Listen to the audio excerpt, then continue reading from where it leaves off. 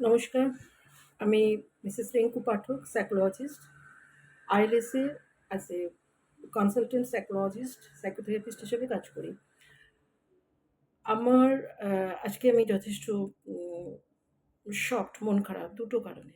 একটা কারণ তো হচ্ছে অভয়া এখনো জাস্টিস পায়নি।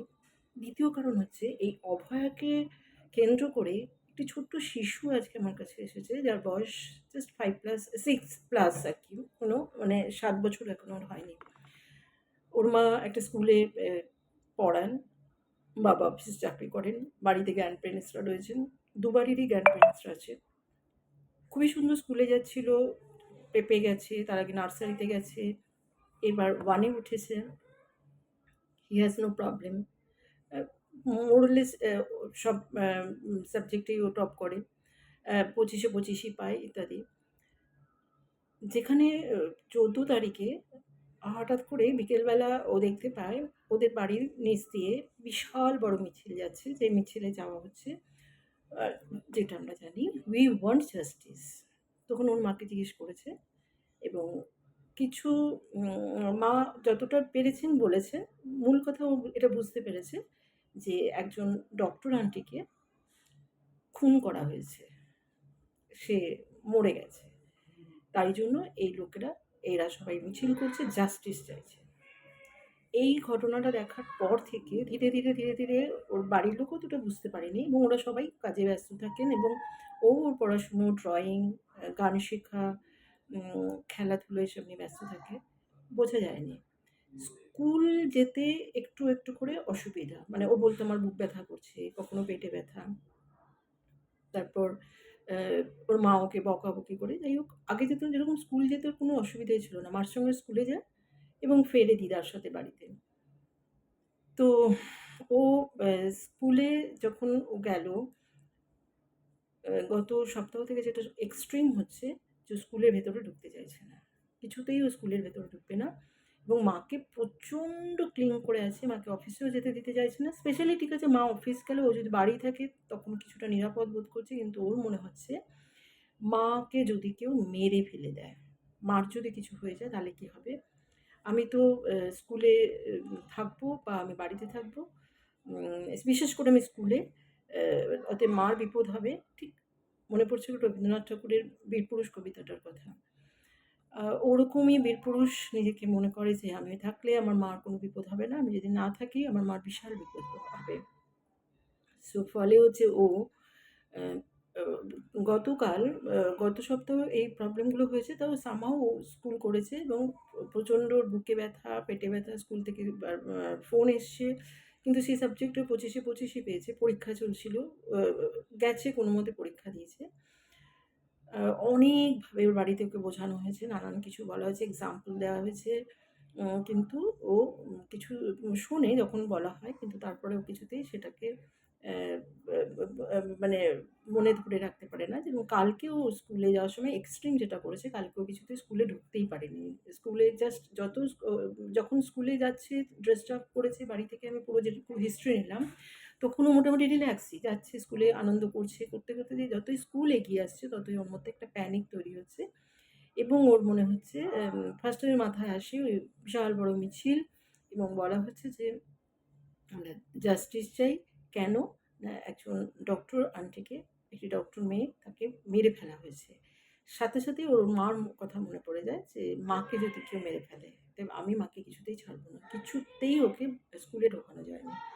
স্কুলের টিচার্সরা অনেক ট্রাই করেছে, যাদেরকে ভীষণ ভালোবাসে এবং যারা অনেক স্কিলড, কিন্তু তারা পারেনি।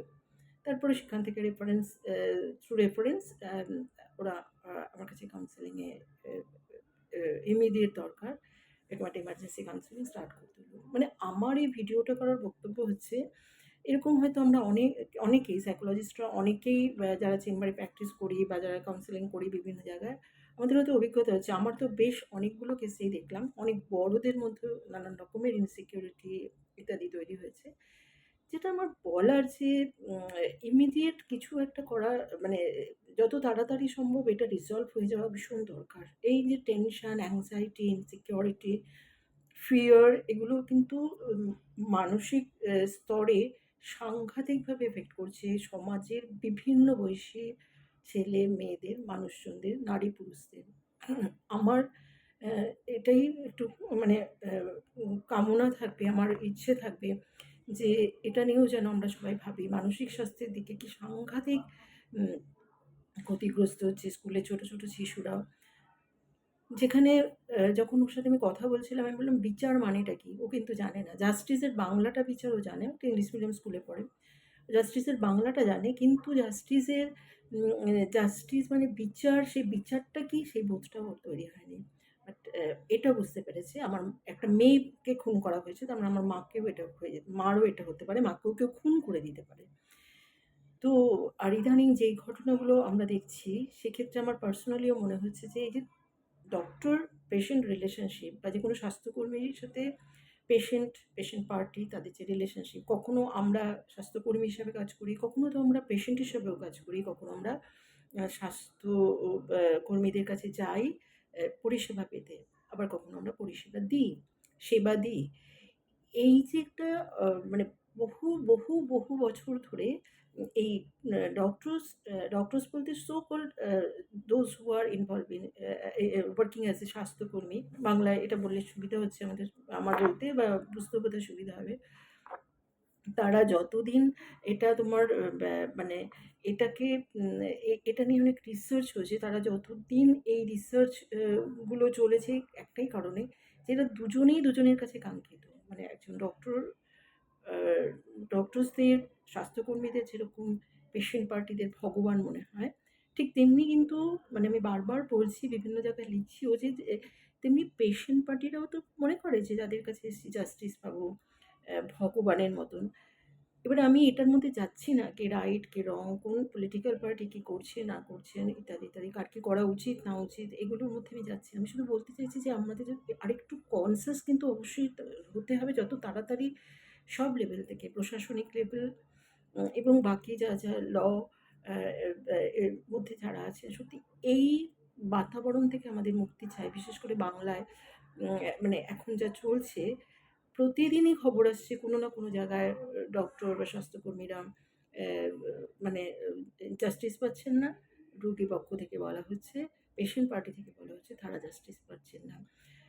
এখন এর আগেও বহু হয়েছে। এই আন্দোলনের আগেও বহু কেস হয়েছে যেখানে কখনো ডক্টরসরা মার খেয়েছেন, কখনো পেশেন্ট পার্টিরা অ্যা আ হাত খালি করে ফিরে গেছেন। তাদের বক্তব্য যে তারা ঠিকমতো ট্রিটমেন্ট পেলে তাদের বাড়ির প্রিয়জনকে হারাতে হতো না।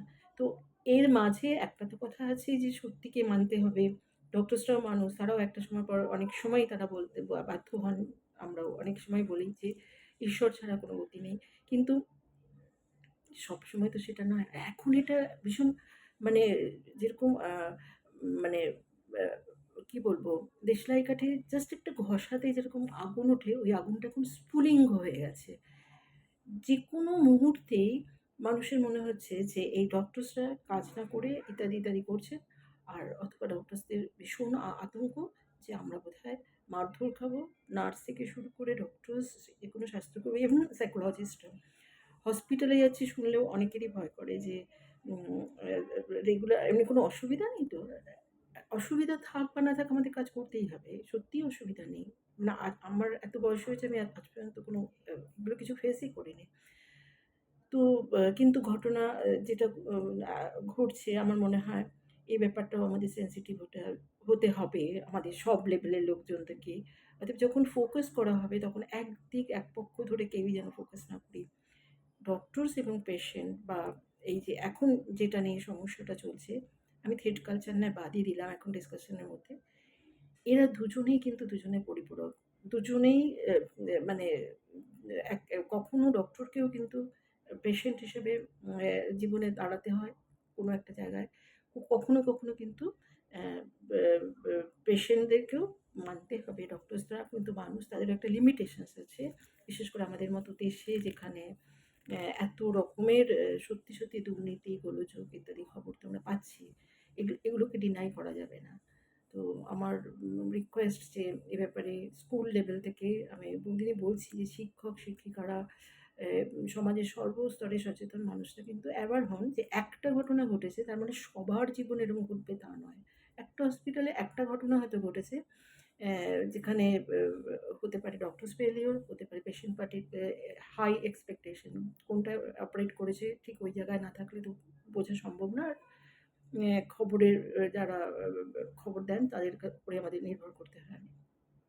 তবুও আমি বলব এই অত্যাধুনিক টেকনোলজির যুগে, এত অ্যাডভান্সমেন্টের যুগে আমাদের এত বিজি লাইফ, এবং আমরা প্রত্যেকেই যেন এই মনটা নিয়েই সবসময় কাজ করতে পারি যে আমি যেখানে যে অবস্থায় যে কাজটাই করছি না কেন, কারোর না কারোর সেবা করছি, কারোর না কারোর উপকারে লাগছে। যার কাছে সেবা চাইতে যাচ্ছি সেখানেও যেন আমার মনে এটা থাকে সে তার 100% অনেস্টলি আমাকে দেবে। ২-১ জন মানুষ, ২-৫ জন মানুষ ডিসঅনেস্ট বলে সারা সমাজ কিন্তু ডিসঅনেস্ট হয়ে যায়নি। বাংলা বাঙালিদের নিয়ে এই ধরনের কোনো রকম মেসেজ যেন সবার মধ্যে ছড়িয়ে না পড়ে সারা দেশ বিশ্বে। এটা আমার ভীষণ মানে ভয় করছে। এইটা নিয়ে ভয় করছে এবং কষ্ট হচ্ছে, সত্যিই কষ্ট হচ্ছে। কষ্ট হচ্ছে অভয়ার জন্য। কত তাড়াতাড়ি একটা বিচার যদি হতো এরকম, একটা মডেল যদি বানানো যেত যে আর কেউ কোনোদিনও এই ধরনের কাজ করার সাহস দেখাবে না। কিন্তু উল্টোটাই হচ্ছে। তো আমাদেরও নিজেদের রাশ টানতে হবে, নিজেদের ইমোশন ম্যানেজমেন্ট শিখতে হবে। নিজে যে কী পজিশনে আছি সেই পজিশনে থেকে কী বাক্য বান আমরা ব্যবহার করতে পারি, কী বাক্য বান আমরা না ব্যবহার করতে পারি। এ ব্যাপারে কিন্তু সত্যিই আমাদের সচেতন হওয়া দরকার। তো আজকের এই ভিডিওটা না করে আমি পারলাম না। আইএলটিএসে বসেই আমি ভিডিওটা করলাম। তো আমি জানি না আপনাদের কেমন লাগবে। All of you are my resources. জানাবেন আপনাদের মতামত। এ অবধিই থাকলো। নমস্কার।